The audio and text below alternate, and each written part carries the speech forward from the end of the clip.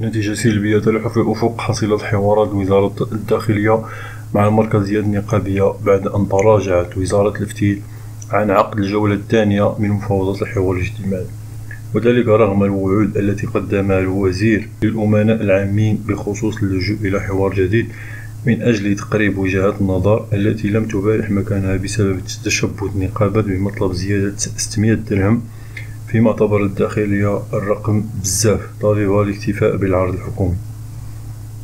عبد القادر الزاهر الكاتب العام للكونفدرالية الديمقراطية للشغل قال إن المركزية لم تتلقى أي اتصال من قبل وزارة الداخلية إلى حدود اللحظة من أجل استئناف الحوار الاجتماعي، ما يؤكد أن الحكومة غير مهتمة وتحاول جر النقابات إلى فاتح ماء مقبل، وهو أمر غير مقبول. وزاد لن تترك النقابات الوضعية على ما هي عليه.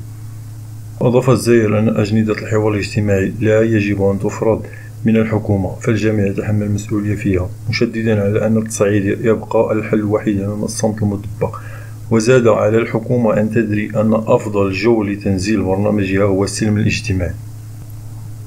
وأوضح القيادي النقابي أن الكونفدرالية قدمت مطالبها لوزارة الداخلية مكتوبة، لافتا إلى أن تفضيل وزير الشغل محمد يتيم التغطية الاجتماعية على حساب الزيادة في الأجور لا يمكن أخذه بعين الاعتبار، لأن لا شيء في كلا البابين تحقق، إذ أن الزيادة في الأجور غير موجودة. أما مسائل الحماية الاجتماعية فلا زالت ضعيفة. من جهته أورد أن ميارة الكاتب العام للاتحاد العام للشغالين بالمغرب أن وزير الداخلية عبد الوافي الفتيت قال أنه سيتباحث مع القطاعات الحكومية ما تطالب به النقابات، لكنه تأخر كثيرا مردفا المشاكل العالقة تلزمها حلول، خصوصا أننا في شهر مارس والعطل ورمضان على الأبواب، وأقصى أجل للوصول للاتفاق هو أبريل، ولحصول ذلك علينا أن نبدأ المفاوضات الآن.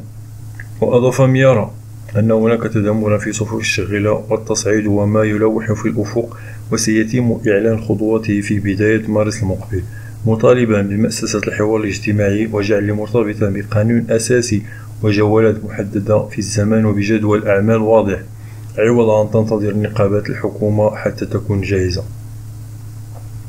وأضاف النقابي أنه لا محيد عن زيادة 600 درهم في الأجور، لافتا إلى أن هناك أمور أخرى مهمة بدورها تتقدمها التغطية الصحية والحريات النقابية وعديد الاستراتيجيات التي تبنتها الدولة، من بينها التعاقد والمناولة وغيرها.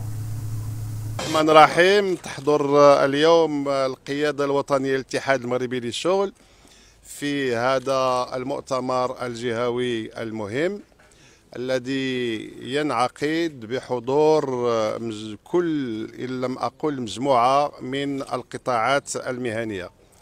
وهذا المؤتمر ينعقد في ظرفية جد استثنائية، بحيث تتميز بالهجوم على حقوق ومكتسبات الطبقة العاملة المغربية والفئات الشعبية. يتميز هذا الظرف كذلك بالهجوم على الحريات النقابية، وكذلك بتجميد الحوار الاجتماعي من طرف الحكومة.